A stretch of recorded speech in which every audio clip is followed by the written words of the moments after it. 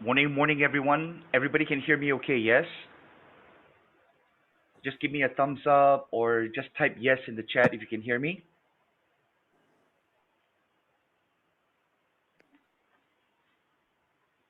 Yes, yes, can you hear me? Yes, Chris, good morning. Okay, morning, George. Morning, thank you. Good to see you again, Ten, Yeah, morning, Chris. Yati, Fu, everybody. Thank you for joining us on our session here this morning. We'll go ahead and get started. Let me do one cup. Let me just do one quick thing here. Okay, and we should be ready to go.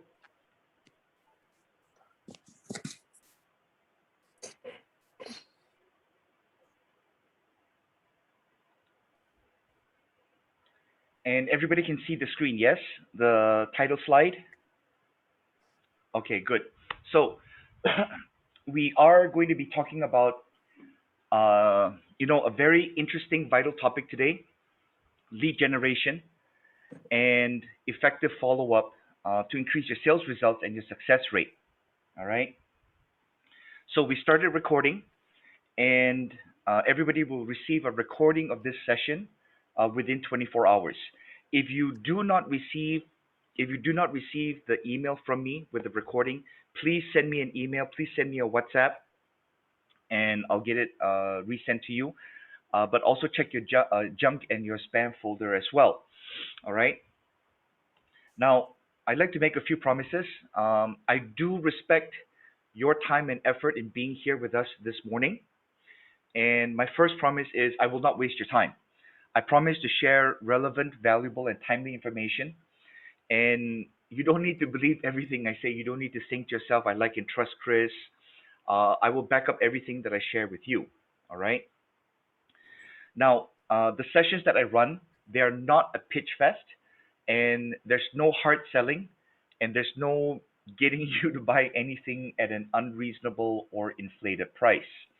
Now, I will talk about a program that we're doing in July, but no hard selling, and I'll tell you about it. And if you wanna join us on that session, it's up to you. All right.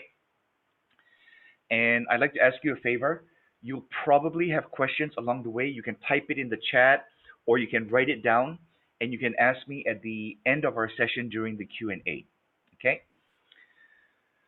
So one of the things that I found. Well, let me ask you this question first. How many of you, or who's happy with their results, sales results, business results? Anybody? Okay. Let me ask you a different question. Who would like to have better business results and better sales results? Give me a thumbs up, or raise your hand, or type me into the chat. Okay, okay, thumbs up. Sorry, thumbs up. Yeah. All right. So my opinion is this. You see, business is already challenging even before 2020, right? And of course, in 2020, and maybe for the foreseeable future, we have extra challenges. All of this affects the economy. People are hesitant to spend money. All right. Then you add in all the restrictions we have on our movement, meeting up in person, and then we try to meet online, which brings up its own challenges. All right. And I I believe this. Whatever situation we're going through, the pandemic is not what is causing us to have lower results. Well, maybe part of it, right? But it's not causing our problems. All right. Everything that you're experiencing now, we had this problem before, and the pandemic is actually revealing what's already broken. It's showing us what we need to fix, and we need to fix all of this now. All right. So we start here. We start with having something to sell, and it must be a quality product or service, and you should have a reasonable price, offering exceptional value, backing it up with excellent service. Now we all think and we like to believe that we all provide uh, excellent and exceptional service, right? I want you to take a few seconds and think to yourself, have you answered every inquiry in how would I put it? Uh, Shoot, that word, I lost that word. Okay, have you answered in a very, very timely manner any inquiry or any email or any message or phone call? For example, um, if let's say I miss a call on my phone, I will call back and I'll try to find out. Have you ever missed a call and wondered who it was and never called back? Okay. Have you ever got an inquiry, let's say on WhatsApp or SMS or email, and did not reply like in a very, very timely and fast manner? All right. That's part of excellent service. Okay. And when I say reasonable price, it's not offering it at a discount or cheap. You see, when you provide exceptional value, the price gap and the feeling that, oh, this is expensive and this is the what I get from it, it's, that gap becomes smaller. Okay, and all the things that we do to provide service to our clients, to our prospects, we must make them think, damn, this is great value. Okay, if what you're doing now is giving you exceptional results, is giving you results that you're going, yeah, you know what, I don't know if I can do better. If what you're doing now is giving you that, you would have already reached it. So one of the things that I do on a daily, weekly, and monthly basis is I think to myself, what did I do today? Okay, what could I have done better? Right? What will I do tomorrow? What will I do next week? And I'm looking for always improving my results, my business results, my customer service results, my sales results. And I always put it down in my head and on paper that I have to do better tomorrow than I did today. I have to do better next week than I did today. I have to do better next month and next year and the next 3 years than I did, for example, this year. We're now in June. Today is the 11th. We're almost halfway through June, and in about 2 more weeks, we've gone through 2 quarters of 2021. Well, in about 2 weeks, we would have gone through 2 quarters of 2021. We would have finished half a year in 2021. When we reach the end of June, we're going into the second half of 2021. Are you going to have the same results? Are you going to do the same things in the second half of 2021? All right. So let's put that into perspective real quick. All right. If you're not happy or you're less than satisfied with your production, your results in the first half of 2021, what are you going to change?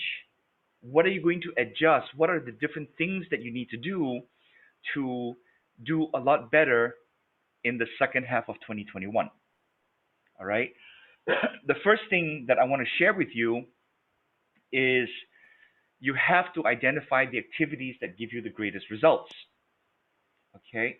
And, you know, the activities that give you the greatest results, what are they? All right. Yeah, David, you're right. Okay. Um, what are the activities that give you the greatest results? And it depends on your definition of greatest results. I'll be a little facetious here, maybe a little sarcastic. Okay, if your definition of greatest results is having a clean desk, an uncluttered computer, your emails all organized, your files all in order, if that's your definition of greatest results, then by all means continue organizing your desk during the golden hours, which are for most of us 9 to 5, right? If you think that your greatest results are how you organize your email, then by all means continue doing that. All right.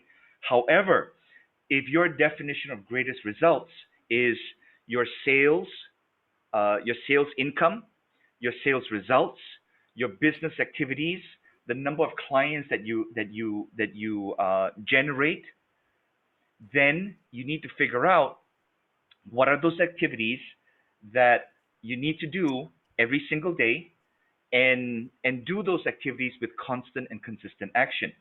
So what does that mean? What it means is identify the activities that give you the greatest results, and you focus on those activities with constant and consistent action. And what comes in is is a word that we all say that we want, but it's not easy to do. And that word is called discipline. Discipline to me is an emotion, okay? Because how many times have you ever said, you know what, I got to follow up with this person. I don't feel like it, or I'm afraid to. Okay, I'm going to share a technique with you, today, that will allow you to never feel hesitant or nervous when following up, because it's your duty to follow up. As a salesperson, and we're all salespeople, as a business person, and we're all business people, we must follow up. It's our duty to follow up. All right. Yes, you're right, David. Follow up is the key to closing sales. I will share with you how I follow up. Okay, I will share some of the techniques, some of the tools that I use in follow up. All right, and some of you will go, "Oh no, I don't know if I can do that." Well, you know what? If you think that you cannot, then you won't. All right. What I'm doing you is I'm not here to tell you, hey, you know what, you gotta feel good about what you do, or you gotta get discipline in yourself. All right. For some of you that know me, you might think that I'm extremely disciplined, but you know what? I love to be lazy. I love to relax. Everybody does, right? And sometimes I too catch myself where I know I'm supposed to do something, and then I go, oh, I think I can do that tomorrow, right? We all fall into that trap, and that's the part of discipline. So some people say I'm extremely some people will say to themselves, I'm extremely disciplined, or I'm not disciplined enough. I wish I could be more disciplined. And one of the ways to get out of that trap is to move away from discipline and go into something that I call regimentation. Regimentation means you set up your schedule, you set up your activities, and whether you feel like it or not, you still do it. I think that makes sense, doesn't it? Yes? Like nod your head or just give me a thumbs up if that makes sense to you. So, discipline is, to me, discipline is hard to instill. Regimentation, you just follow your activity plan according to the timing, whether you feel like it or not. All right? Okay, so, excuse me. Let's start with the basic sales process. All right? On your screen, you're going to see your basic sales process. All right. Um, you got to know who your client is, or who your perfect client is. That's your demographic. Okay. Are you going to and of course you got to decide, or you got to know, are you B2B, B2C, or B2G? So B2B is business to business, B2C is business to consumer, and B2G is business to government. All right, and each one of those has its own unique characteristics in your sales process. In my business, we actually do all three. And some people think, hey, Chris, you're just a speaker, a trainer. Actually, that's incorrect. Speaking, training, doing workshops and classes is one small part of my whole, business. We provide services, we provide products. Um, Currently, we have offices in 3 countries. We run several different businesses, each with its own characteristic, but I follow the basic process. All right. Who's my perfect client? What is the problem that my client has? What is the solution that I provide? What is the price? And what is the value that I give to that particular product or service? So, like I said, we all think that our price must be low. How many of you hear this. Oh wow, your price is so high, right? Oh, you know what? The budget is a little bit out. When they're saying that, are they really saying that the price is too high? What they're really saying is that the value that you're giving them is not high enough. All right. And when we think about the products and services that we provide, that we sell, we always think we have to be the cheapest. We have to be the cheapest, right? Okay. When you say things like that, what do you think your competitors are saying? Your competitors are also saying we have to be cheapest. We have to beat them on price, and then that's where price goes down, and you still cannot close the deal. So it's not the price, because if price is always the buying factor, there would not be Mercedes, Lexus, Jaguar, Volvo, BMW, Rolls Royce, Maserati. We would not see those kinds of cars on the road in any country. Okay, and sometimes you have to be at the middle and higher, and that by itself makes you stand out. Now, for some of us, we work for companies where the price is fixed, okay, and we cannot do anything about that. All right. So what we have to do is we have to increase the value. We have to increase the level of service that we provide. All right. So let's talk about demographics real quick. So you got to decide, and you have to know who is your perfect client. That means you sit down, get a book, sit down and write out, what does my perfect client look like? What does my perfect client do? All right. What is the age of my perfect client? What is the gender? Okay. Let's see. You're right, Fu. Everybody will say it's too expensive, right? And then it's how you handle it from that point on. Just a little side, because we also have another session on handling objections. When most of the time when we hear, oh, you know what, the pricing is too expensive, what we normally say or what we normally hear is, no, no, no, it's not. I'm already giving you a discount. Okay, instead of going to the root cause of why they're asking that question. But like I said, we'll handle that on a different session. So you got to know, are they male, female? Depending on your product and service, depending on the parameters of your product and service. These are the basic things that you see on your screen that you need to answer or you need to know in order for you to determine who's your perfect client. And then, if you come across a prospect or a lead that doesn't fit into this criteria, I'm not saying give it up or throw them away. Go a little further, because what it really comes down to is, how can your product or service help them solve a problem? What are the benefits that they will get out of getting your product or service? That's really the bottom line. And then you work your way backwards to, if you know who your perfect client is, then the target becomes extremely clear. All right. So for the problem and solution, you need to know, and of course, uh, different people, different clients, they have different kinds of problems, right? If it fits within the scope of what you can do to assist them, you need to know what is the problem they're facing.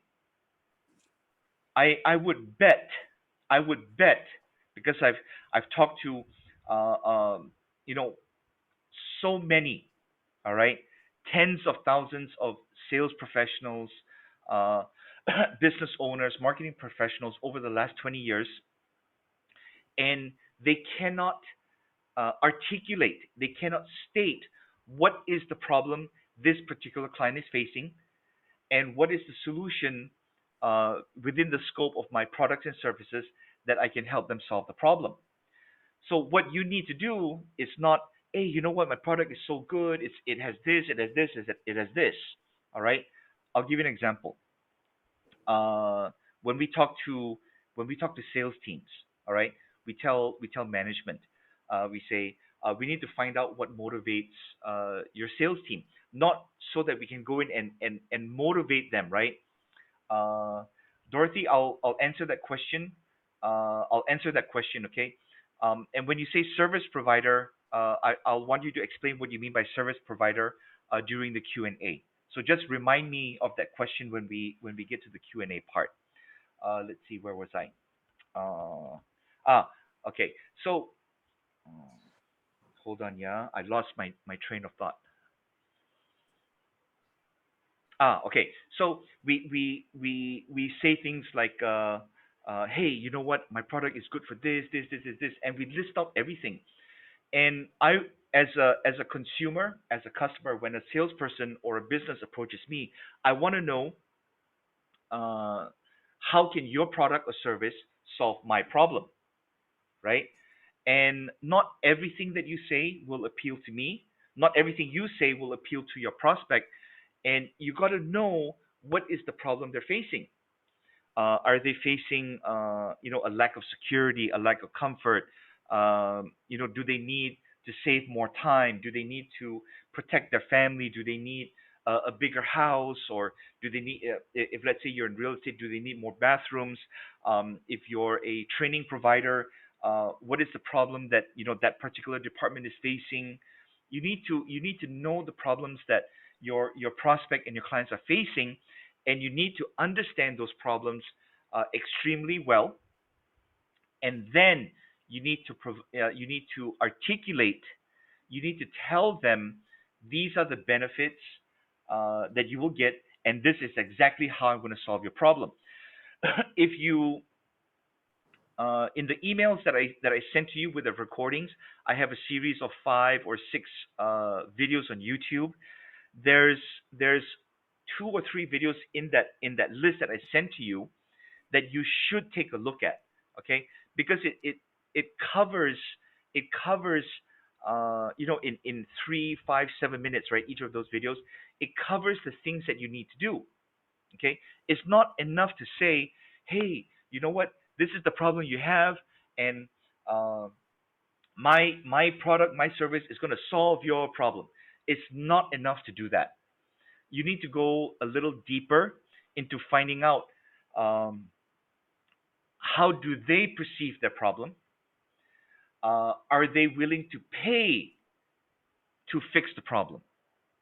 Does that make sense? Okay. Everybody has problems, and every company, every business has a solution to all of those problems. I want you to think about yourself. All right. There are problems in your life, in your business, that you can tolerate, right? There's things going on in your company, in your profession, that you can tolerate. And if someone were to come to you, hey, Chris, you know what? I know you have this problem. And yeah, my answer is, yeah, I do have that problem. And they say, we want to fix it for you. And then, in my mind, I'll go, nah, I can tolerate that problem. All right. So then the next step is, uh, are you willing to pay to solve that problem? Of course, you don't say, hey, are you willing to pay to solve that problem? There's a way to ask, all right? And you should watch those videos that I sent out to you. I'll resend those videos to you in the email in the next 24 hours. I want you to take a look at those, all right? Because there's a sequence of the way that you ask, all right? Now, let's talk about price and value. There's nothing wrong with being the cheapest. There's nothing wrong with that at all. If you make enough profit, that's okay. On some of the things that I provide, in some of the services that I provide, uh, I I believe that we have the lowest price, but not because we want to be cheaper than anyone else. Because I don't believe that we need to mark up to a huge extent in order to earn an income or earn a living. And my belief is that we have to be fair, right? I think Yati, you would agree with me on that. Yes, right? Okay. So you gotta figure out the price that you're offering for your product or service. Is it relative to the market? Is it low? Is it medium? Or is it high? Right? You can have a high price, and the price would not really matter if um, if the value that you provide to them is extremely high. Did I think the I think we did a session, another session on Tuesday. We did a session on Tuesday, and I shared about value uh, and price. Or maybe I shared it last week, last Friday. Maybe somebody can help remind me. Did I talk about the famous Amos? Yes. Was it last week? Okay. So that is price and value because the price is fixed, right? And what happened was with the famous Amos, they dropped in my opinion, for myself personally, they dropped the perceived value.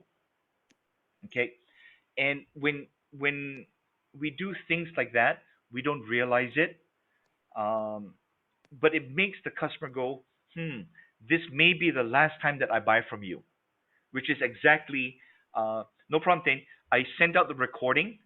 Uh, Then I sent out the recording. You can rewatch. Wait a minute, 8th of June. That was on Tuesday, right? If you had registered for it, you would get the recording. In fact, this is what I'll do. I'll include that recording from the 8th of June in the email that I send out to everybody today in the next 24 hours. Okay. All right. David says meet the decision maker. If they're not the decision maker, the person got the right to say yes or no. I don't quite understand. You're welcome, Tin. I don't quite understand that, David. Maybe during the Q&A you can elaborate on that. All right. Okay. So we need to present the price and the value. All right. And the next step is the call to action. The call to action, a lot of people think, um, uh, why George? Am I? They lost me one customer. Okay, but everybody I come across, I try to tell that story. All right. Okay. So call to action. A lot of business people, a lot of sales professionals, they think, um, are you going to buy? That's the call to action, right? Call to action is not just are you going to buy. It's little steps in between that lead to the sale. We're gonna do another session on closing. All right. Just by a show of hands or a thumbs up, or you answer yes or no in the chat. Okay. So I'll ask you this question: is closing the deal hard? If it's hard, give me a thumbs up. If it's hard, type in, actually not yes or no, type in hard into the chat.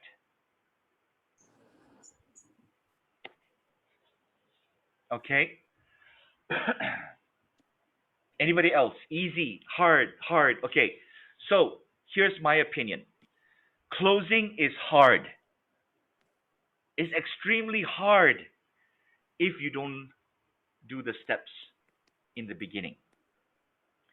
Closing is extremely easy if you hit all the steps up to the time that you say, "Hey, shall we sign the contract?" Okay. Closing can be as simple as saying, "You know what? I think this is a good idea. Do you want to proceed?" Right? That is closing. And a lot of people think closing is just that one small part. I will go into more detail on this in the closing when we cover closing in another session.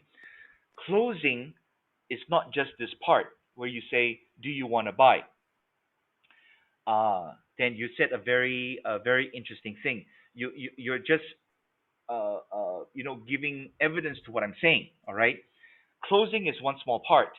Closing is a formality to make it official. You should start closing from the very beginning and do all the work here, little by little, step by step.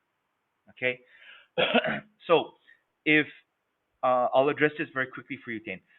If your prospects are not convinced, there's two main reasons. The first is they don't see the value in what you're presenting to them. They don't see your solution as something that can solve their problem. All right. Most of the time, uh, when you experience a situation like this where they say, "Oh, not easy to convince them," right? That means you did something, and I'm not trying to pick on you, and please understand this. You did something wrong in this part, or you left out something that they needed to see or they needed to hear. Okay, they did not buy into the solution, and if they don't buy into the solution, they're not going to buy your solution. And there's so many things that we can do. If I recall, you are in insurance, is that right? If I recall. Yeah, correct. Okay, there's so many things that you can do in order to close a deal, especially in insurance. And it starts with identifying who your perfect client is. I'll give you an example very, very quickly. All right. We have a client. I won't mention names. We have a client also in insurance. I'll just give him a name. His name is let's say it's Nick. Right. Nick's an engineer. Uh, Quite successful as an engineer, but he didn't like it, and he's very introvert. He's so quiet, he's like in his shell, and so his closing ratio was barely 15%, barely 15%. Okay, so we took him through a process, um, and his results went up. Okay, his results went up from barely 15% closing ratio to about 25, high 20s, almost 30%.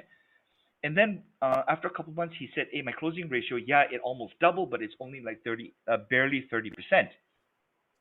And then we were going, "Damn, 30% is like average." I mean, you were, and this is what I said to him before.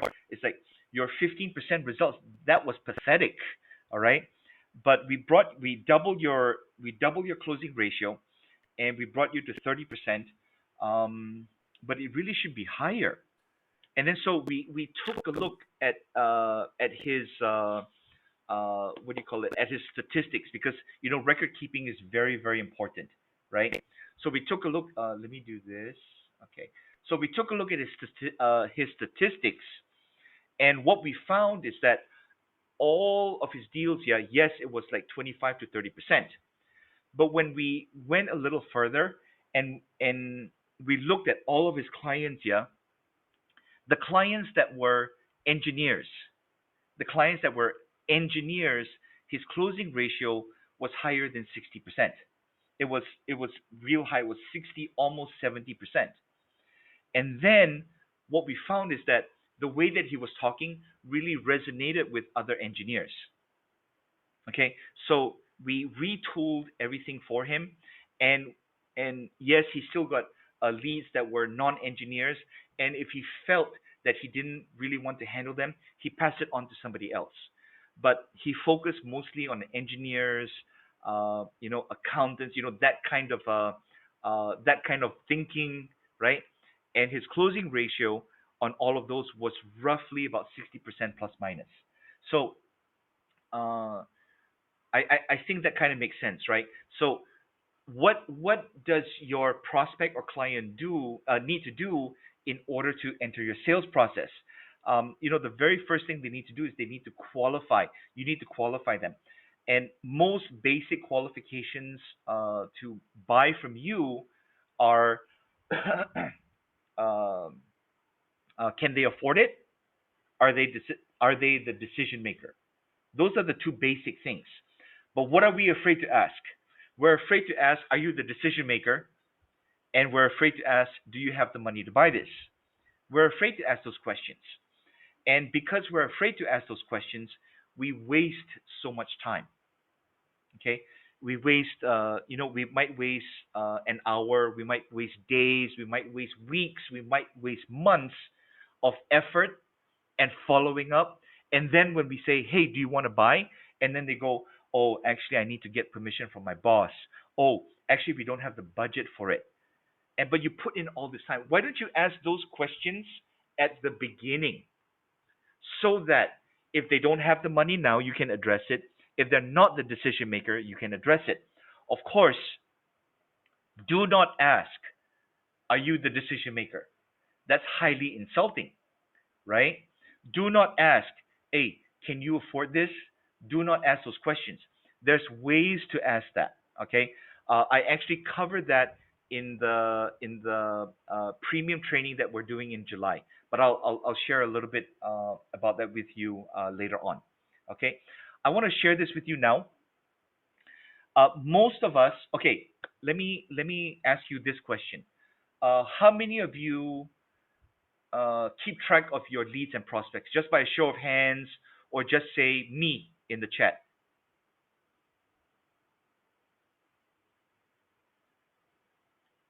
Nobody. Nobody else. Okay?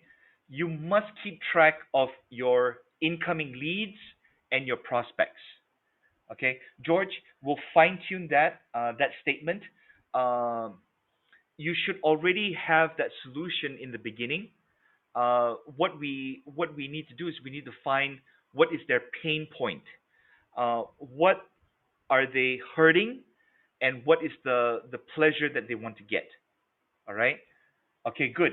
For those of you that have a way to track your incoming prospects and your leads, all right. For those of you that do not, I'm going to share something with you. All right. This is the I call this my lead sheet. Okay. Yeah, George. You know what? Everybody's not tracking enough. You need to go crazy on two things. Okay. You need to go crazy on tracking and follow up. If everything in your sales process, in your sales skills remain the same, if everything else remained the same, if you just improved in tracking and follow up, your results would go up. Your income would go up. Just those two things. When you do that, and you get more leads coming in, you get better at persuasion, you get better at handling objections, you get better at closing. Man, I'm telling you, okay, ladies and gentlemen, you will turn into a monster. Okay? How who would like to be a monster in a good way? Raise your hand or thumbs up, or just say me in the chat. Who wants to be a monster?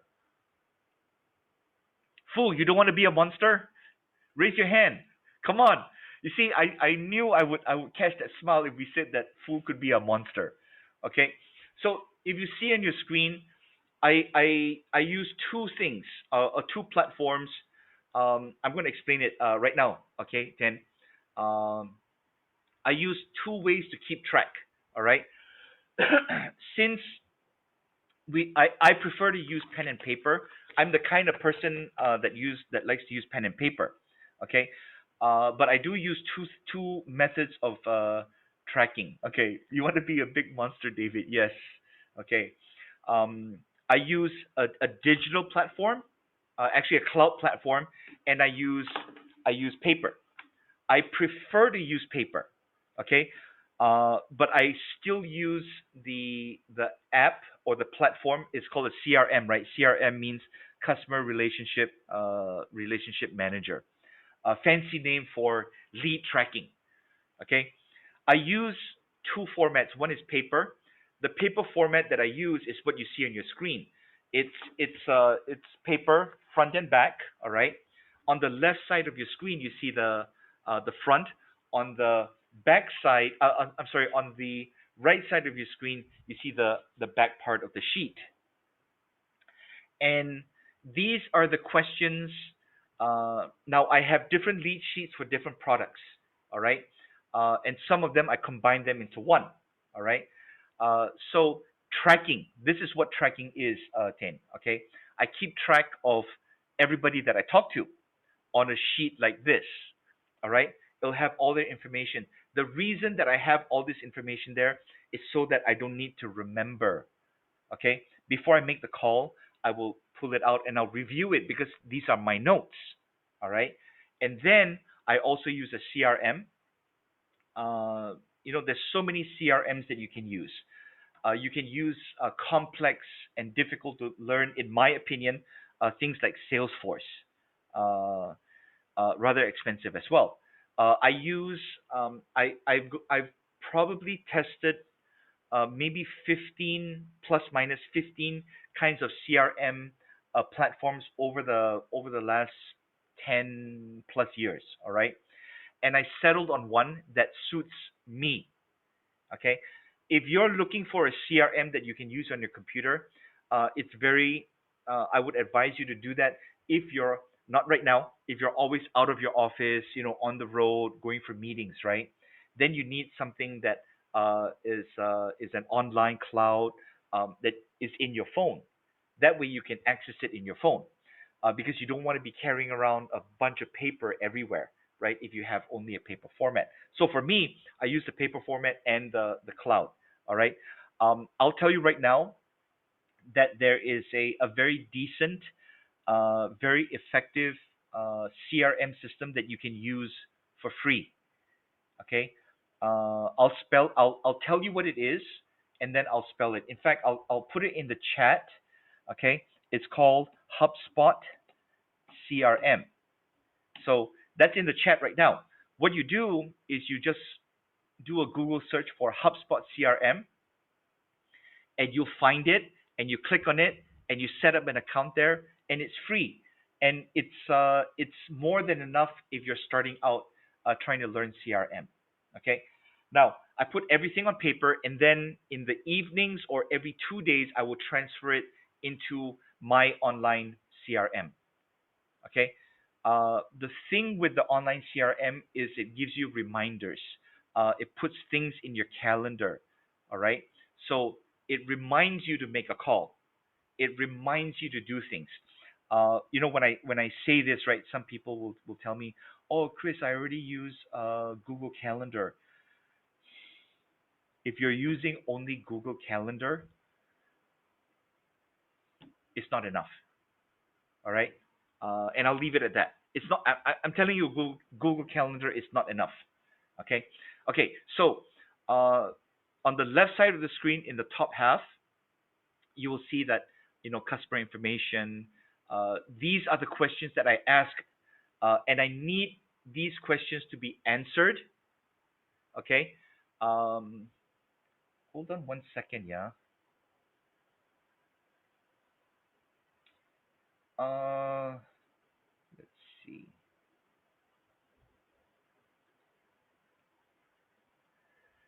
One quick second. Okay. Let's see. Okay. Do y'all see my screen still? Yes. Yes. Just nod your head, or give me a thumbs up. Yeah. Okay. Good. Okay. So if you look at on the left side of the screen at the bottom half, those are my notes, and on the right side of the screen is the back of the sheet. Those are also my notes. Do you know why I have 1.5 pages? I have 1.5 pages of notes because I expect to follow up that much. Okay, I'm going to share some stats with you in a little bit. All right, but let me answer you this question. And every conversation that I have will be on a sheet like this. If you're a client of mine, I have a sheet like this on you. Don't be afraid, Yati. It's a good thing. Okay, so you must have all this information because you cannot rely on your memory. If you say if you say that you're relying on your memory to keep track of your clients, you don't have enough clients. Okay, you want to get to the point where you cannot remember everything about your clients, but you use tools like this to help you remember. Listen to me. If you're saying that you rely on your memory for every single one of your clients, you don't have enough clients. Okay? Let me ask you this question, and I'd like you to answer in the chat. All right? How many times do you follow up with a prospect? Just type in a number. 1 time, 5 times, 10 times. How many times do you follow up with a customer or a prospect? Just think about that. Okay? Just type the number in the chat. How many times? Two times, Celine. Three times. Once a week. For how long, Cecil? Okay, but it's sometimes. Anybody higher than three or four? Anybody? Okay, I'm going to share this with you. All right? I will follow up for as long as necessary. Okay? I will follow. Listen to this part, yeah? I will follow up. I will follow up. I will follow up until they buy or they die. Okay? I've followed up with prospects. I think the longest that I follow up is like 4.5, almost 5 years, about 4 years. But I'm not calling once a week, yeah, for 4 years. I'm keeping in touch. Okay, I'm continuing to nurture the relationship because when it came time to close that deal, something caused them to say no, not yet. All right, and it wasn't something that I did wrong. It was something. It's not something they did wrong, but the condition wasn't right. All right. It Now that deal that I follow up with for more than 4 years, I think we ended up the price point was right about 220,000 US. All right. If I had not followed up for 4 years, that $220,000 deal would have gone to somebody else. That means I did the work 4 years ago, and somebody benefits from it 4 years later if that deal had gone to somebody else. Does that make sense? Okay. I'm not saying follow up until they buy or die. Um, let's see. If you don't follow up, David, I don't understand. Yeah, you're right. If you don't follow up, somebody else will. All right. Maybe not follow up, but somebody else will get the deal. All right. I'm not asking you to follow up every single day. All right. I'm going to teach you something that you can use so that you can follow up based on your schedule and based on their schedule. Okay. Give me a thumbs up if you would like that later. Thumbs up or yes? Okay, awesome. All right. Most business people and most sales professionals, just like not to pick on you, Celine, not to pick on George, not to pick on Cecil. Most sales and business professionals will follow up one time, two times, maybe a third time, and then they give up, right? And then you remember them 6 months later. You remember them 6 months later, and you go, "Oh, I haven't talked to this clown in 6 months, right?" And you say, "Maybe I'll give them a call." And then you call them and say, "Hey, this is Chris. I talked to you 6 months ago. We were selling this, and then you were very interested." And then you know what you hear? You hear two things. You hear, "Yeah, I'm so glad you called," right? Which is very seldom, but more often than not, you're going to hear, "Yeah, I already bought it," right? "I already got it from somebody else." When you hear that, you feel like, "Oh, why didn't they buy from me?" But you know whose fault it is? It's your damn fault because you didn't follow up. Most of us follow up one time, two times, and three times, and then we stop. All right. We did a follow up program for quite a large property firm in Malaysia. Everybody follows up one time, two times, three times, right? And then we stop.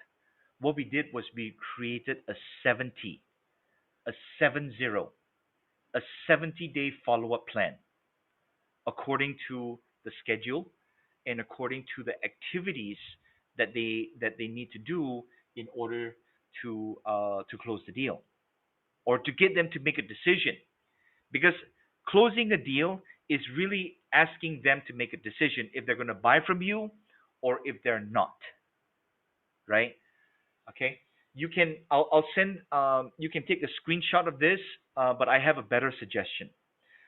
This slide earlier, okay, this slide earlier, I'll put it in the email that I will send to you, so that you'll have this form, and you can adjust it to suit your business and your product. All right. I'll also send you this so that you can follow the sequence. Okay. Um, and you can tweak it. You can tweak it for your product and service. All right. Okay. Now, your flow of prospecting. You need to create a system. I'm not going to read through every slide here, but you need to create and you need to follow a system. You need to create your system. Okay. These are the steps that you have to take. All right. And if you want more, there's two things you can do. If you want more, if you need help in creating this system, there's two things you can do.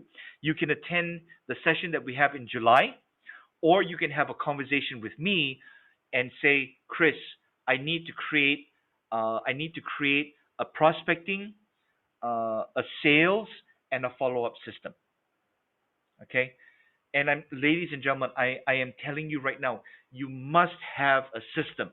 If you got no system, if you got no system in your prospecting, your lead generation, no system in your sales process, and you got no follow-up system, I'm telling you, you're fucked.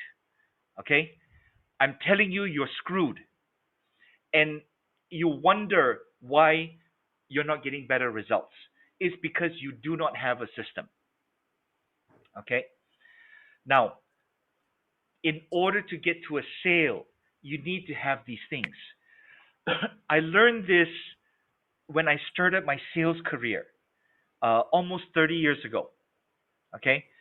And if you think about it, everything else that you do in your profession and your business is all extra. If you think about it in your profession and your business,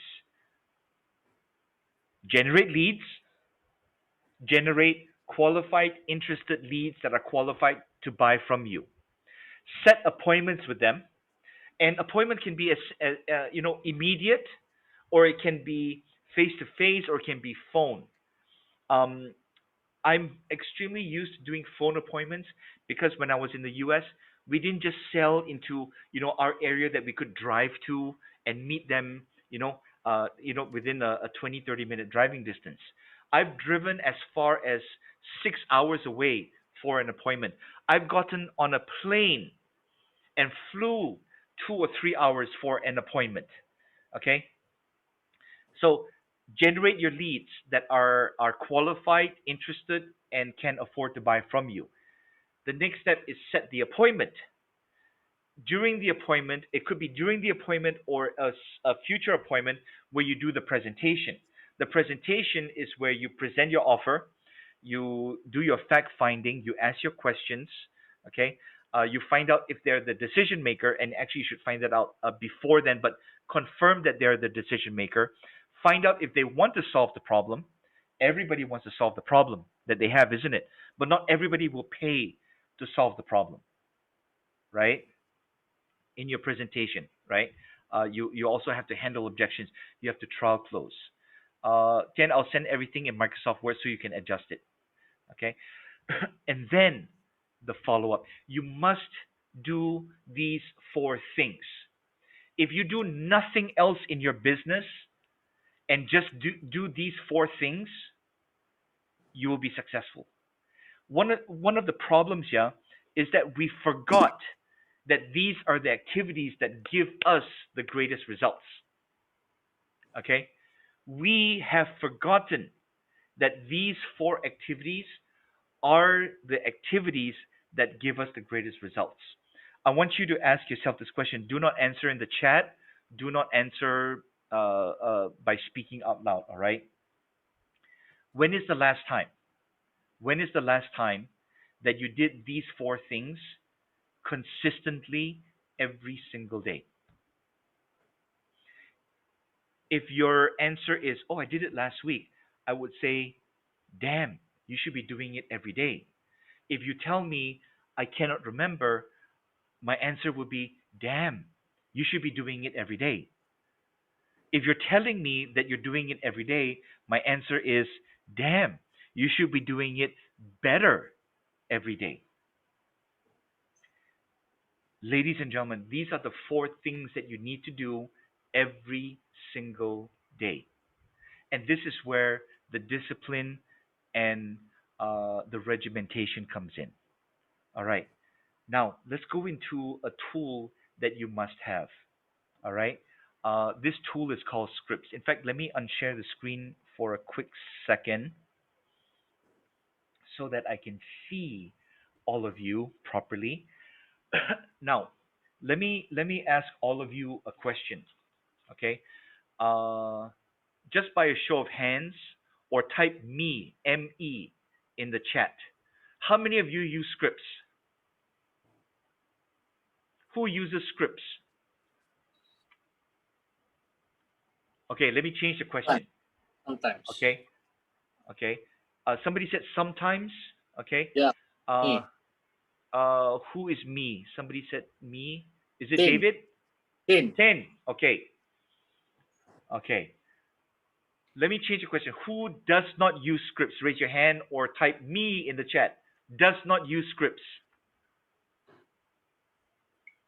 George. Okay. Okay. Okay. Yati, you cannot tell me that anymore, yeah? I will tell you a secret. Every one of us is already using Scripts, whether we realize it or not. Okay? If your script is not written down, okay, you're already, you see, we're all using scripts. We all have human behavior, we all have patterns, right? When we're on the phone, when we're talking to prospects, we'll talk about prospects first, okay? When we talk to prospects, we have a way of talking, but we're inconsistent if we're not using a script that's written down. All right. And if your script is not written down, you're still using a script. The only difference is two things.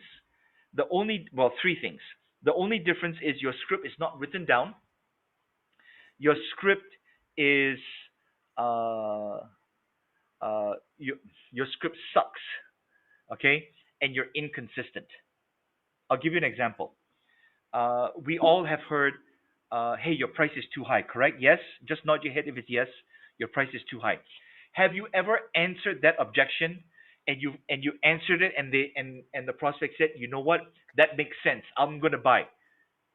All right. And then it's like some magical thing came out of you where you were like Superman or Wonder Woman in handling that objection that one particular day with that one particular prospect. And then the next day you forgot what you said. That's inconsistency. Here's my point. David, you're right. The script, you don't need to read word for word. You use it as a guide. But most of us do not have scripts. In fact, I would say 80-90% of sales professionals and business owners do not have scripts. When you do not use a script, realize this, you actually are using a script. The only difference is it's not written down, your script sucks, all right, and you're inconsistent. I'm going to share a couple things with you. Oh, and people say, oh, I don't like to use scripts because it makes me sound like a robot. It makes me sound like I'm reading. Oh no, my situation is fluid. All right, you can do scripts, yeah, and you need to practice your script so that it sounds like as if it's off the cuff, as if you're not reading it. Okay, you need to build things into your script so that you say this. If this happens, now you say that. If the prospect says this, now you say this. If the prospect does that, now you say that. That's how crazy your scripts can get. All right. Let me get back to this here. Okay. Let me ask you a question. We are all proper professionals, yes or no? Yes. Nod your head or type yes in the chat if you're a proper professional. Everybody should be saying yes, okay? Please, everybody should be saying yes or nodding your head. Okay? Let me ask you a question. Have you heard of scammers? You know scammers, right? Right? Okay? Do scammers make money? Yes or no? Yes, they Yes. do, right? What is the difference between a scammer and us professionals? What is the difference? I will tell you this, there's only one difference. The only one difference between a scammer and us is that the scammer sells nothing. We are selling a proper product or a proper service, okay, and we back it up. Do you all agree with that? Yeah. Tell me yes, or say yes, or raise your hand. Okay? Yeah. So that's the only difference between us and a scammer. Everything else is the same. They need to generate leads, don't they? Right? They need to qualify you if you have a problem they can solve. They need to find out if you have the budget, if you have the money. They need to make an appointment. They need to do a presentation where they will talk to you, they'll present the benefits, they will handle your objections, they will close the deal. If they cannot close the deal on the spot, they will follow up with you and they will follow up like a madman. What if we had those skills and took those skills and put it in our business and profession? How much more successful would you be? Okay, the number one, anybody want to guess what the number one tool a scammer uses? What is that tool? Anybody want to guess? Type type type in what is the tool that you think they would use, that scammers would use, the number one tool. Yes, phone. Perfect. Okay, power of persuasion. Yes. Anybody else? Anybody else? I haven't got my answer yet. Anybody else? Facebook. Well, these are, the lead generation, but we have to connect, right? Okay, I'm going to show you that tool. Okay, I follow scams all over the world, not because I want to be a scammer, but because I want to see the tools that they use. Would you believe that the most persuasive salespeople are scammers, and they're selling nothing? They sell nothing. Okay, I'm going to share this with you. This is the number one tool that they use. Do you know what those are? Anybody want to guess what those are? Scripts. Who said that? In. Script. Then, exactly right. They use scripts. They use scripts for every situation, for every objection, for every scenario. Their scripts are laid out in front of them. My scripts are in a folder now. My scripts are in a folder, or I use three screens here. Sometimes you see me looking off there and there. I have three screens in front of me. When I have conversations, my scripts are on my screen. Okay, look at these guys. This is a cubicle. The police went to raid a scam center and they found scripts on the walls. Okay? Every single news report around the world that I follow, when they raid or when they arrest scammers, this is what you see. The script. The scripts are so powerful, ladies and gentlemen. But we don't use the script because we tell ourselves it. Oh, I need to be flexible. Oh, I don't want to sound like I'm reading. You know what? It's all BS reasons. How they do it is they practice and they practice every day. My scripts, the scripts that I wrote, okay, that I constantly write and improve. I've been writing scripts for 20 years. The scripts that my team uses, I wrote it. The script that I use, I wrote it, and I still practice it every single day before I start work. All right, ladies and gentlemen, if I have been doing this as a profession for almost 30 years and I still practice my scripts every single day at the age of 50, damn, you can as well. Okay, look at how detailed the scripts are. Most of you have a script like just, like maybe 6 lines on a piece of paper, and please,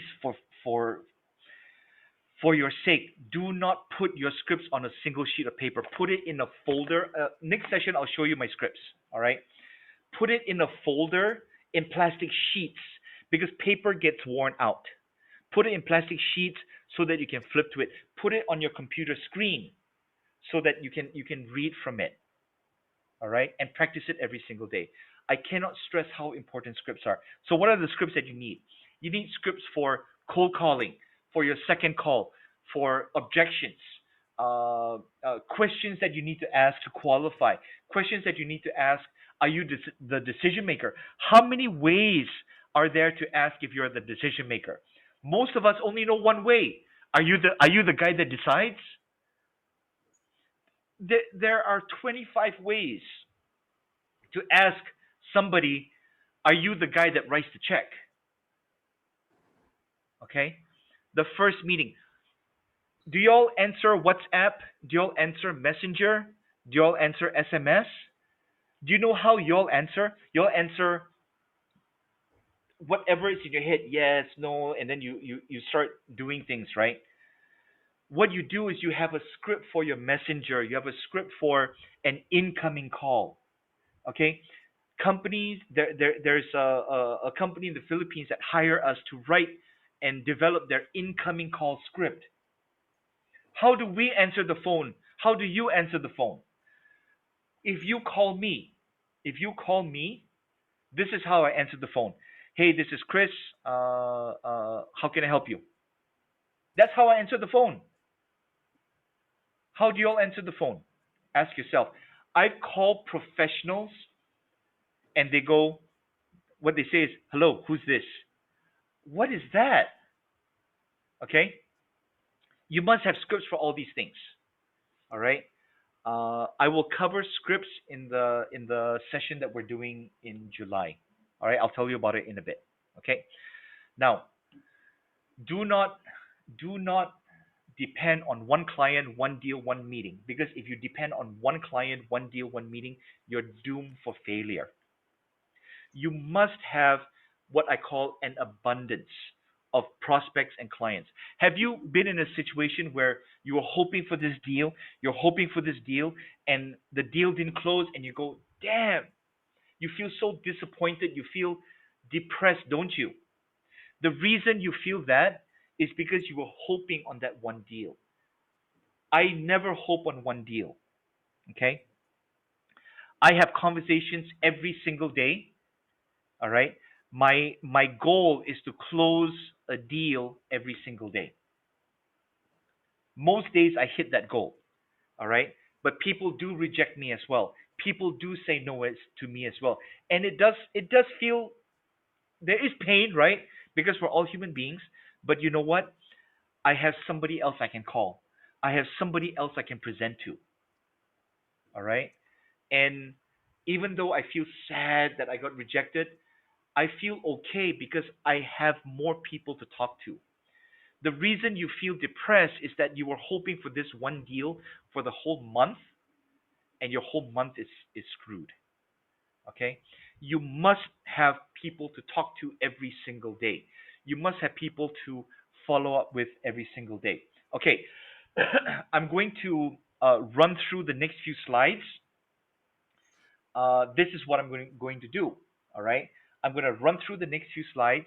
I'm also going to give you a PDF version of this in the email that I send out to you.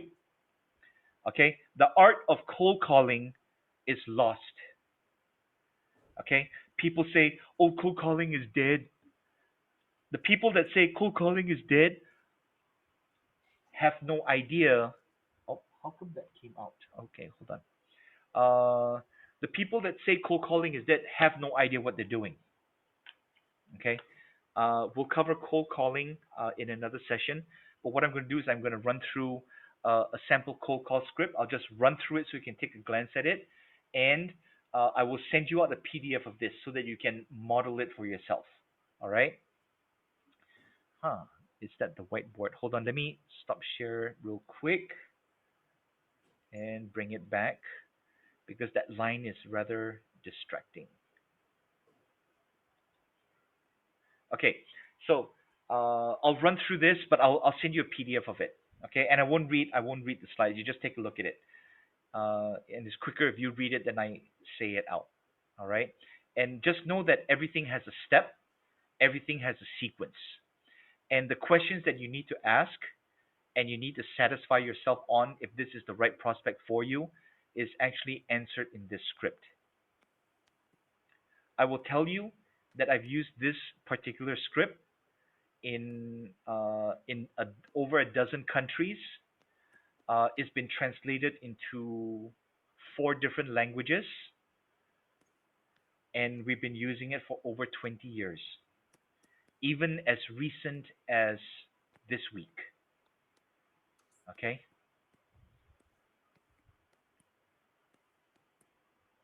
Now let's get into follow up very quickly. All right. And like I said, I'll send this in a PDF to you. If you do not receive the email, send me a WhatsApp. I believe everyone has my WhatsApp number, but I'll put it in the chat when we get into the Q&A. Follow up, follow up, follow up, follow up, follow up until they buy or they die. You will never lose a sale because of professional persistence. The key word is professional and persistence. If you follow up, and excuse my language, if you follow up like an asshole, you're going to lose the sale. If you follow up and you're annoying, you're going to lose the sale. All right? If you follow up in a non professional, inconsistent manner, you're going to lose the sale. I will also tell you that some people have told me, hey, you're too persistent. Okay? You're too aggressive. I will apologize. I'll say, hey, you know what? I'm sorry about that. Um, and then I have that's okay, Tin. We'll see you soon. So there's a way to follow up in a professional and persistent manner. I will teach you exactly how to do that at the session in July. Now, for follow up, we realize this. We've heard this before. It takes 8 to 12 touches. A touches doesn't mean an actual conversation. A touch means a WhatsApp, an email, a quick phone call. Um, Remember the 70 days? Those are all touches. Okay? 70 to 80% of salespeople and business people never make it past the third or the fourth call. We already established that earlier, didn't we? I have more stats for you. Okay? Just read through that. Just read through that. Okay? Um, I want to highlight a couple things. The 80% that you see there, 80% of sales are made on the fifth to the 12th contact. If you stop on the second or third, you're losing 80% of your sales. Okay, no problem, Fu. You can watch the recording as well. The sad part is 50%, almost 50% of salespeople never follow up. If you have a sales team, just know that 50% of your team is never following up with a prospect. Okay? Let me show you some examples. These are bad examples. Okay? Bad. All right? Here's two more. Why would you ever say things like that? Okay, I'm going to give you a couple do nots. And if you want to look at this again, just go look at the recording. It's going to be a YouTube thing. You can rewind, fast forward. All right. Okay. Do not be too aggressive. Do not begin your follow up with the pitch. All right. You must be specific. Don't do an info dump. All right. And don't try to trick anybody. All right. For example, uh, be specific. Be specific and honest. You can say hello. You can be friendly. Make sure you tell them why you're contacting them. Ask your question, and then get the answer from them. All right. When you throw all the details, it's extremely overwhelming. Give the details that are immediately relevant, and ask if you can have a conversation to work through the rest of the details. All right. The next slide is statements that you can use to follow up. All right. So take note of that. This is how you can start. This is how you can start your conversation. All right. Tell them the reason. Now, let me ask you this question. How many of you would like what I promised earlier about a follow up technique that will never cause you to be nervous or shy about following up? Who would like to have that? Anybody else? Got to raise your hand or say me. Okay. Let me unshare my screen. Okay, let me show you this first. This is the magic technique. If I don't hear from you, bye. Okay, keep that in mind, and let's role play a little bit. All right. Okay, who wants to role play with me? Raise your hand. Oh, nobody wants to. Okay, Fu. Fu, let me ask you to unmute yourself. We're gonna go through two situations. All right. Uh, and I don't want it to be too difficult because we're doing it as a demonstration right now. But I don't want you to be too easy. All right. Just answer the question professionally. Don't be an asshole, fool. Okay. But don't make it easy. All right. So I'm gonna ask you a closing question. I'm gonna ask you to shorten the time. I'm just gonna say, do you want to buy? I'm going to ask you that question. What you're going to answer is this, which is what we hear a lot. What you're going to answer, Fu, is, you know what? I think I'm interested. Let me think about it. I will let you know next week. Can we do that? That's what we hear, right, ladies and gentlemen? Yes? Okay. So we'll do the normal salesperson first. Okay. Uh, hey, Fu, do you want to buy? Oh, very soft.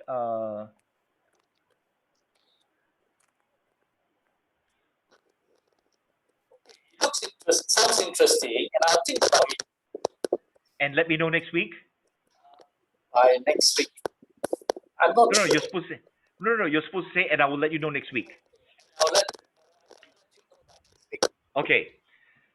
Let me let me have you mute yourself first. And this is what most of us the this is what an average salesperson will answer.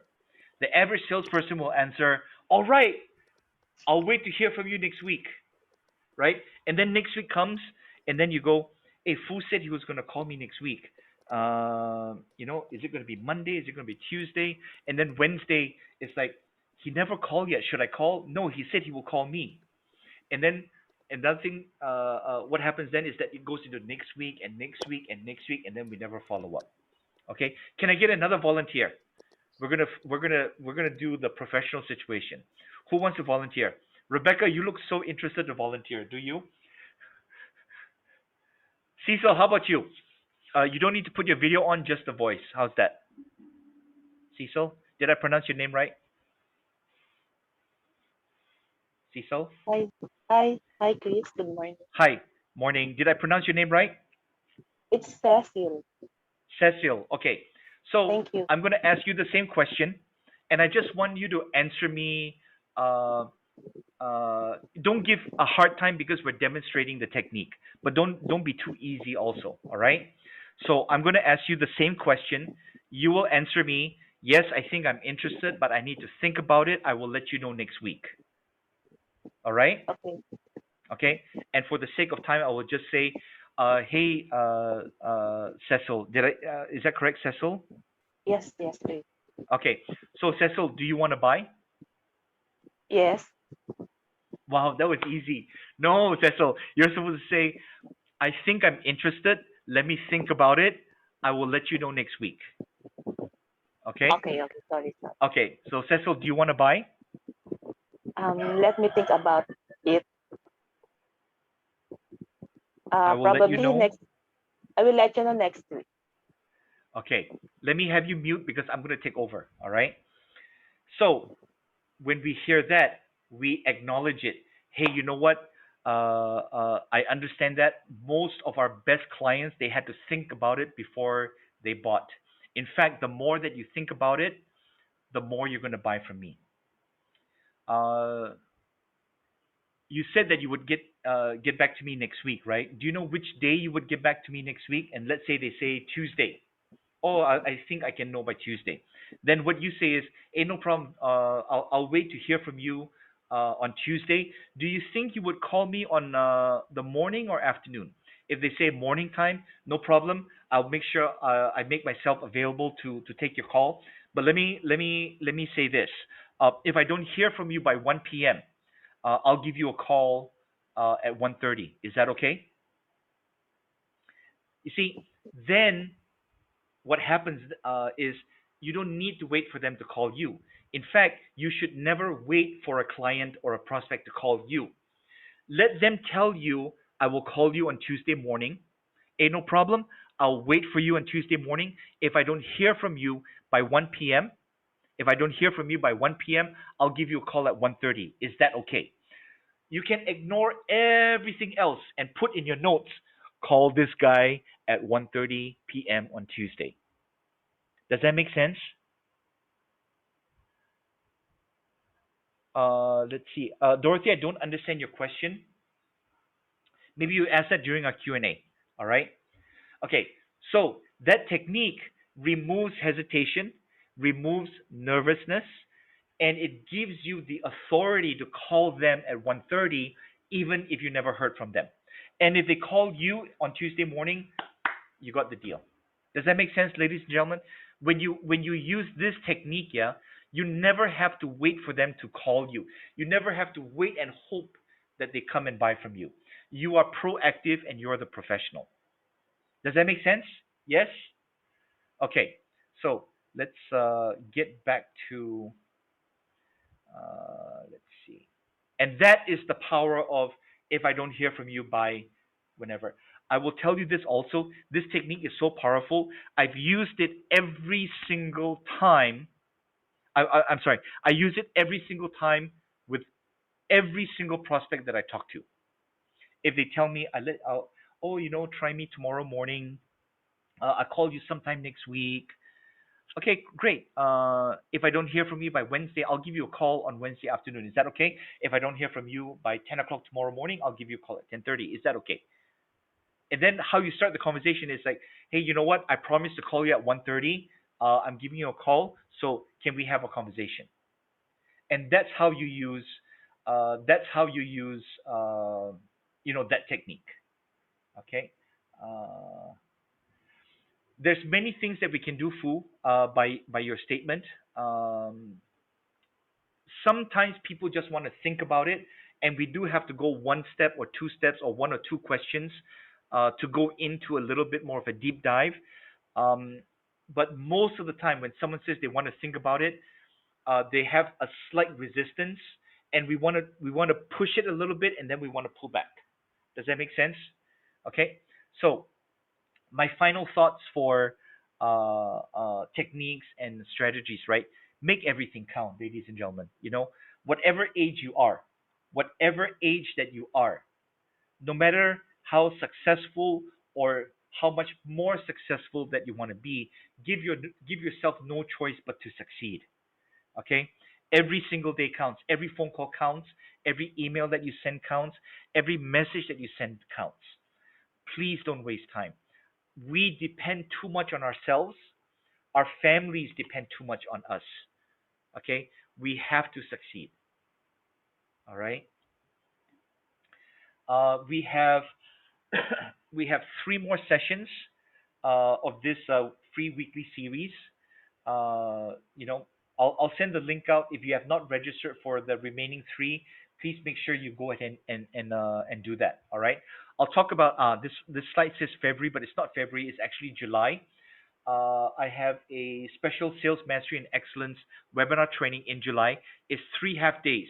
It's going to be on a Tuesday, Wednesday, Thursday, 6, 7, and 8 of July from 9:30 to 1 p.m. These are the things that we're going to cover. All right. Um, I'm not going to go through each and every single line. What I will say that the things that we cover now. Let me mention this. If you think that I'm giving you value today, if you think that I'm giving you value in every session that you attend, okay, and these sessions are free, and I'm not pitching and hard selling you, all right, imagine how much more value and how much harder I will work in a paid session, okay? You need to know how to handle objections, okay? You need to know how to be persuasive in your conversations. You need to know how to build instant trust and effective rapport. You need to know how to get leads and prospects to come in. You need to know how to sell without selling, how to close, because closing can be the simplest and easiest part of your whole sales process. And I'm going to share advanced follow up techniques and strategies so that you can almost guarantee, I cannot guarantee, you can almost guarantee that you will never lose a deal because of a lack of follow up. All right. It's going to be 3 days in July, the 6th and the 7th and the 8th of July, Tuesday, Wednesday, Thursday, from 9:30 a.m. to 1 p.m. You don't need to buy this now. All right. Let me go through the pricing. We for face to face we charge 700 USD. We did this particular session online last year. We charged about 300 USD. Uh, I will charge 75 USD for these three half sessions. Or if I do an easy conversion, we're going to charge 295 ringgit. All right. But I'll send you information on this. You don't need to buy this now. In fact, the link that I send you to explain this program, don't buy it off of that link. I will actually call each and every one of you over the next couple of weeks to get you to enroll in the session. All right.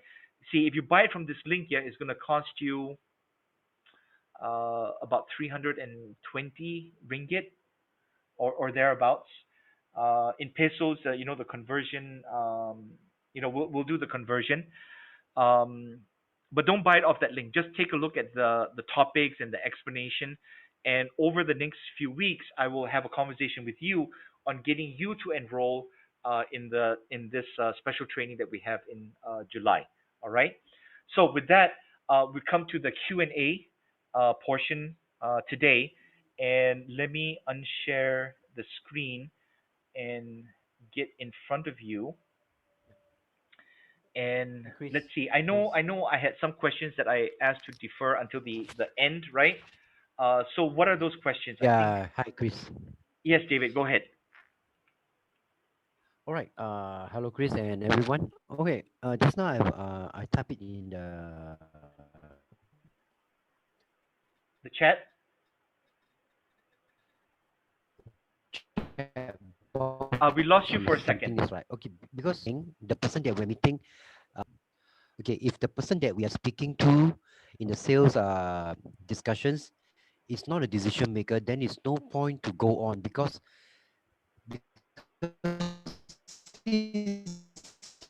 Okay, David, we're losing you. David, I think I found the question. Okay, that's interesting. Yeah, the sound. Okay, David, I'm going to mute you for a second. I think the connection is not very strong on your end. And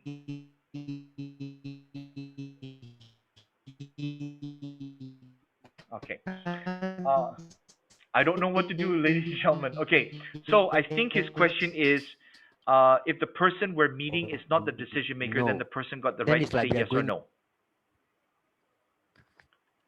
Chris. David, David, can you hear us or no? Okay, the connection is bad on your end, David. All right. Okay, so if you're in a business to business setting, you need to go as high as possible. Go as high as possible, and then go down. All right. It's very hard to go here and then go up, because to go here and then go up, you're depending on the person that you're talking to bring it higher. So a lot of business people, a lot of sales professionals, they're afraid to go higher than their target market. But you need to go. You need to go. All right. And this part is a little aggressive. If let's say I talk to someone, let's say gatekeeper or whatever, I go as high as I can because I'm the boss at my company. My company is 23 years old. We have some reputation. All right. So when someone blocks me from talking to another CEO, this is what I will say to them. Listen, I need to talk to your CEO. If I had somebody, and I'm not saying do this, but this is what I do sometimes, okay? If I had somebody like you blocking another CEO from talking to me, I would have fired you by now if you were working for my company. Are you going to transfer the call or not? Because I can promise you, if you don't transfer the call, I will find a way to talk to Mr. Whoever and I will tell him about you. Okay, that's very aggressive. I don't do it all the time. But my point is, you need to go higher and make your pitch as quick as possible with the possible problem and what is your solution. And you need to tell them, I understand that this might be a little bit below your responsibility, but boss to boss, I'm talking to you, and I need to find out who do you want me to talk to so that we can resolve this in your company. Does that make sense, ladies and gentlemen? Okay. Let's see. Next question. Dorothy, I think you had a couple questions, right?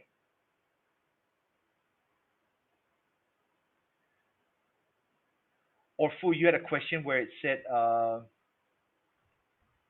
I think we just answered that question about the layup process, right? Yeah.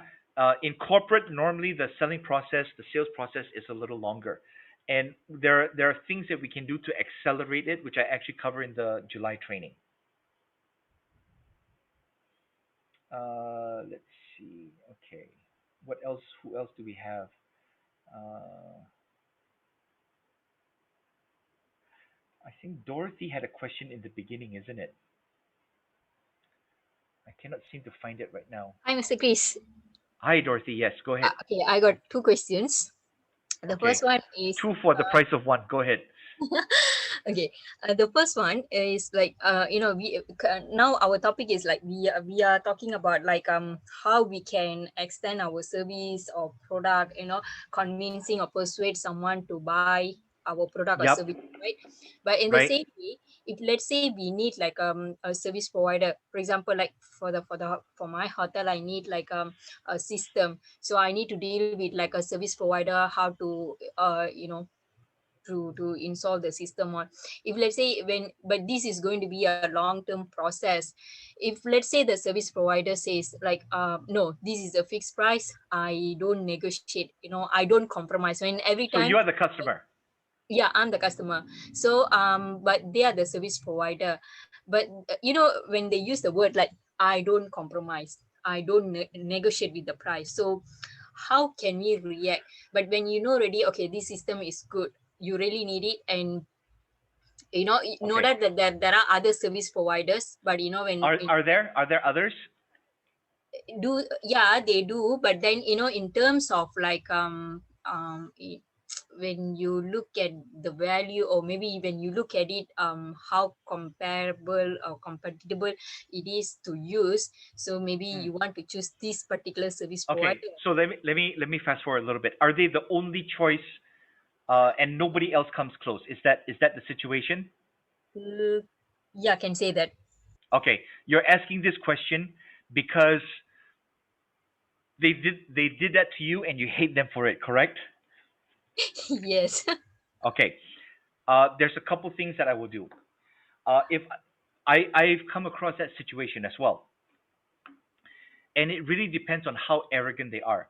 If they're extremely arrogant, I will not reward arrogance. I would rather find the second best solution and they do their best to accommodate me, because if they're assholes before you buy, before they get your money, can you imagine how they would treat you after they get your money, Yeah, correct. right? The point. And in the car rental world, uh, Hertz, if I recall, it's Hertz. Hertz Car Rental is the number one car rental company in the world. I don't know about now, but definitely before COVID. All right. Number two is a company called Avis, and number two realizes that they need to do better and try harder to catch up to number one. Their motto, the slogan of the company is Avis, we will try harder. Okay, I would rather have someone that works with me and their solution is not 100% rather than dealing with an asshole. Does that make sense? Yeah, yeah. Okay, so that's my opinion on that. So you said you had a second question. Okay, second question, just now we are Ah, discussing about, like, the more the customer drag, the chances will be they will buy your service, right? the more they beg. I'm sorry. No, no, no. The more longer they take time to think about it. When just now we Ah, did a role play, right? Like, okay, okay, okay. think about it. I'll Let come me. back to you next Yes. week. Okay. Ask your So, question. but the thing is, in my opinion, maybe in Asia, Hmm. maybe the answer is no. So, but I just want to know, yeah, we discussing just now, you did like highlight like certain possibilities, but Right. is it like when they drag, the chances will be very high that they will definitely will buy your product? Ah, no. Okay. I think there's miss a mismatch there. I did not say you should. I'm not asking you to take longer to think about it. Um, what I'm saying is that when people say they want to think about it, what we tend to do is like, what do you need to think about? Why can't you decide now? We tend to fight with them. So what we need to do is we need to ask one or two questions, and we need to if they still say I want to think about it, there's something that you're not hitting that is making them give you the true answer. So you need to step back and you need to follow up. Give them a chance to take a breath because people say they want to think about it. Are they really thinking about it for the next 4 or 5 days? No, they've already decided whether they're going to buy from you or not when they say that, right? So Okay. what we do is we acknowledge that you need to think about it, and we say we're not asking it to take longer to think. What I'm saying is that, hey, you know what? It's okay to think about it. My best clients, the ones that the ones that say yes to me, they thought about it, and the more that you think about it, the more you're going to say yes to me. Do you see Oh, what we did? so you mean like put it in this way to them, is it? Right. I'm not saying take all the time that you want to think about it. What I'm saying is the more you think about it, the more you're going to say yes. Oh, And okay. then we go straight into when you're going to let me know. Tuesday 10 a.m. Hey, no problem. I'll wait to hear from you Tuesday morning. If I don't hear from you by 1, I'll give you a call at 1:30. That was that process. So did I answer that question? Yes, yes. Okay. Right. Do Thank we you. have any other questions, ladies and gentlemen?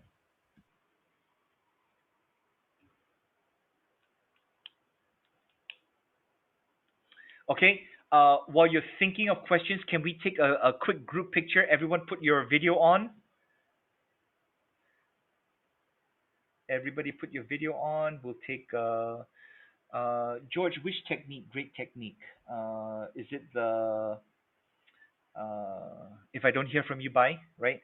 That one technique, yeah, George, will eradicate all your follow up headaches.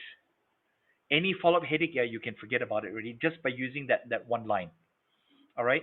Ash, Noriati, Omar, Katerina, can we put our videos on so that we can take a quick picture? Dorothy, you as well. Cecil, possible or no? Awesome. Ash, Noriati, Katerina. Okay, we're gonna take a picture now. Everybody give a nice smile, except for Celine because she might be outside somewhere. Okay, on the count of three, but smile with the eyes, Celine. Awesome. One, two, three. Okay. Oh, okay. Let's take one more. Let's do a thumbs up or wacky or some crazy. Some. If you feel crazy, just do it. Okay. On the count of three. One, two, three. Man, you guys are crazy. Okay. Let me stop the live stream and the recording.